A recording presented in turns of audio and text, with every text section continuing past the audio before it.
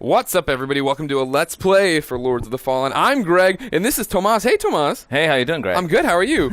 Not bad. You made this game all by yourself. Come on, please. No, please, someone helped don't you? be like that. No, this whole team. I mean, it's not 800 people working in that game, Sure. but it's like about 50 people. All right, that's a good size. And what's impressive is the game looks awesome. We saw it at PAX. Damon Does and it really? Damon and I Thank you saw it at very PAX. much. Big-time fans. We couldn't show any gameplay. You've brought a 7-minute demo for us to go through. But real quick, you're going to give the elevator pitch over these concept arts we're seeing. What is Lords of the Fallen? I'm not going to bore you with this because I know everybody would like to see the gameplay. But, They want to see the giant bosses and the awesome gameplay? Yeah, usually.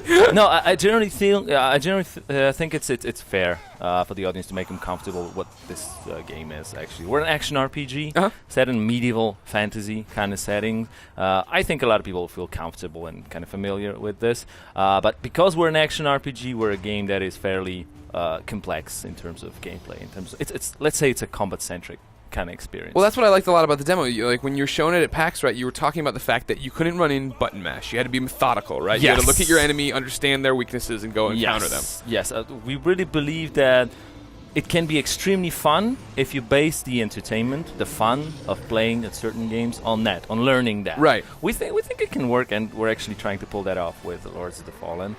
And yeah, so just very quickly, the premise, the lore, the background of the game is a couple thousand years ago, people have fought and successfully defeated their god. And his army, of course. That's what happened millennia ago. They actually found a clever trick to entrap him under the ground. As a last desperate move, he tried to break free, and that's what you see right now, this giant hand.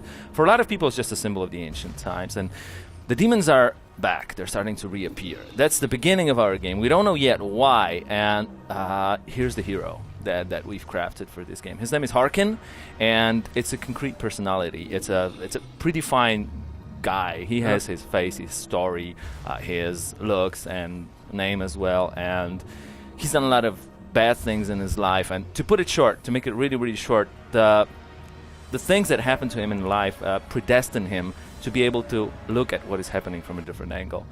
People call it fight evil with evil. Yeah. He's the guy who could actually pull it off, and you're gonna be fighting. You're gonna be that guy in Lords of the Fallen. Great. You want to see some gameplay? You've seen a lot of it. I want to see it real bad. Here we go. Let's go. All right. So speaking about tactical combat and speaking about things regarding the classes, we're gonna be showing some of the rogue gameplay first. That's the opponent that is really fast and agile. So it's important that you try to sort of adjust the gear that you're using towards the opponent. Right, you need to be able to move quickly too and get behind them, right? That's exactly what I did in this part of the game. Also, getting a perfect timing and perfect positioning can get you very well lined up for a critical strike. So you showed this at PAX to us. Damon and I immediately start throwing around words like maybe it's the first next-gen Zelda. I remember that one. Yeah, right. Oh, it's got combat like Demon's Souls, Dark Souls. Oh, it reminds us a lot of Darksiders. Did you immediately take like a hard gulp and like, oh gosh, we got a lot to live up to? Quite the opposite, to be honest. Quite the opposite, because of course Souls series is I think it's I think we're a bit faster, more arcade kind of style. But I think Zelda, you sort of hit the nail in the head with this one, because exploration is a very interesting and strong part of this game. You can find alternative paths, and you unlock new worlds, so your world gets bigger as you play this game. I think this is a really cool thing about this game. I'm going to be fighting another agile guy in here, and I'm going to be using 2 daggers. I will be trying to pull off a combo, because each weapon has a certain element of timing tactics to it. Did I mention the word arcade? Did I? And yeah, in this case, if you perfectly time your strikes, you can pull off a special combo. Nice. I'm not sure whether I managed to do it with this guy, but probably the next one I managed to pull off a You're just warming combo. up. Yeah. So there we go. That's one thing. The other thing is I already mentioned that, but we do encourage re-exploration of the areas, because when you get to a certain part of the world, then you go into another one and you get back, certain places, there's going to be a combo in here, I guess. There you go. That's what a perfect combo can get you. And a lot of things are unlocked to you, not only secrets, but even certain areas of locations unlocked to you when you get back to. Is it because you've gotten new weapons or new items? Not only new weapons, but storyline has progressed, Gotcha. Of course. But he tried to move under the sun. Very clever.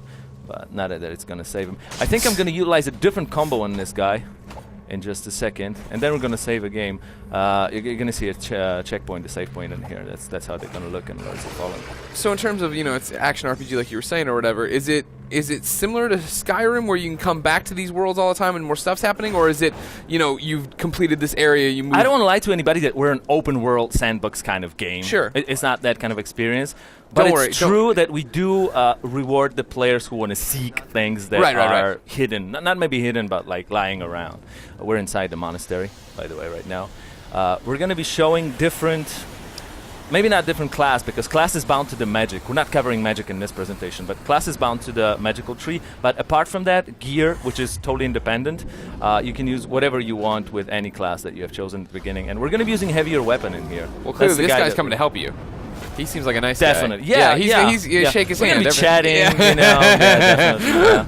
He's got arguments to chat about. Yeah, sure. Oh yeah, you've moved from daggers now to the giant mallet. And you can see that heavier weapon, they deliver way more damage, and there's also a timing element into it, but what's important, it's a different kind of approach towards timing. You gotta deliver the damage at a certain point of time. Oh yeah, and there's a boss fight coming up. We call bosses lords. Of course, they're the lords that command the fallen god's army. There's the title. See, yeah, okay. And the idea that we have is they traverse from demonic dimension to human world, and to make that skip, they need a lot of energy to accumulate, and then they blast in with a huge explosion like this guy. So that's First Warden, the first boss in the game. Gotcha. For people who ran into us over on the YouTubes, what platforms is this coming to? This is going to be out on PC, PlayStation 4, and Xbox One fall this year.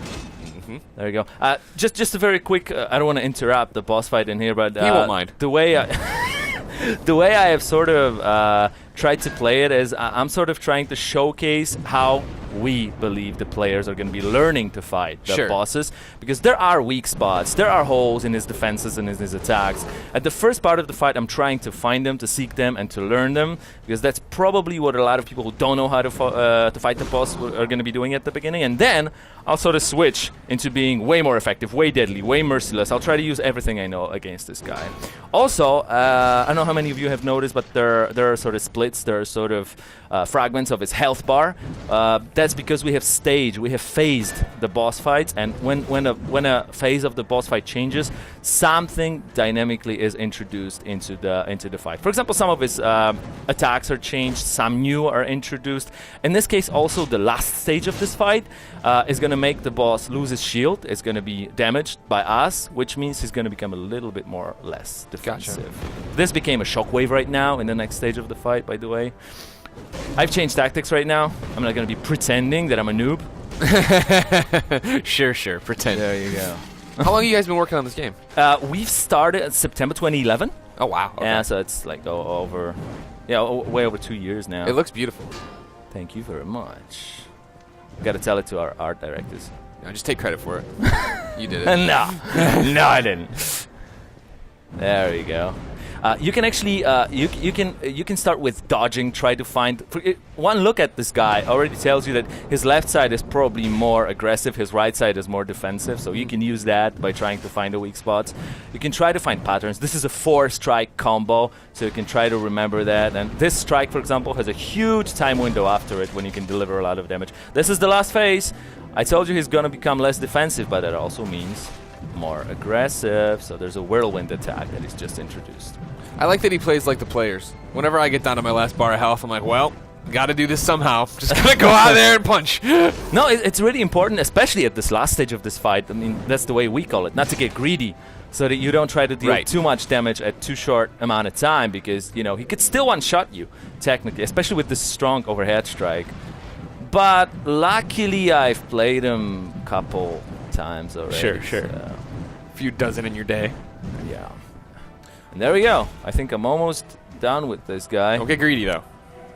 Get in, get out. No, give a little jab, get away. I know what you're talking about. I've been there. There you go. That's First Warden in a nutshell, guys. And that's the first gameplay. I was thinking how I could sum this up. I really believe that Lords of the Fallen is very tactical and yet flexible because of combination of magic and melee weapon. And I also believe that we're trying to approach things that I call tactical, but not necessarily meaning slow-paced or boring. Because if you think about Tekken or StarCraft, these games are extremely tactical. Yeah. And they're fast-paced. Right. It's not turn-based. And I believe Lords is going to be. Well, that's what I like so much about what I've seen. Right, is that I understand that there's a mythology to everybody you're fighting, I'm sorry, that there's a methodical way to take down everyone you're fighting. Yeah. But you still need to be on your toes. You still need to be attacking. You still need to be dodge rolling, figuring out what their combos is. It's a fascinating little way because I think there's so many games that do that with bosses where it's like, oh, when he does this, he's open to attack. But it's like this one seems like you could hang back and like give it the first minute of the fight to be like, what is he doing? You know That's what I mean? exactly how. For example, whenever I play a boss that I'm personally serious about, I definitely want to start the fight that way. Hey, I'm not getting in. Let's try to see what this guy has. And that's also why we've introduced dynamics into boss fight, because you might want to do it a few times in a fight. I think that's going to pay off. Now, Lords of the Fallen looks great. It's coming out this fall. Anything else you want to say before we let you go?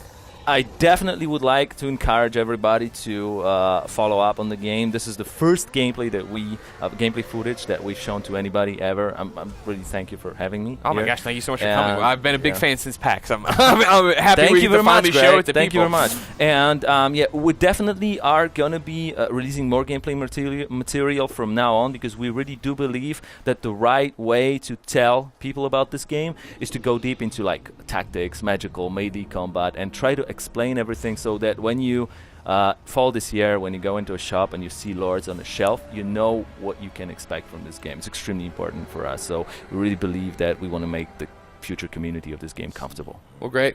Ladies and gentlemen, for everything Lords of the Fallen, keep it here on IGN.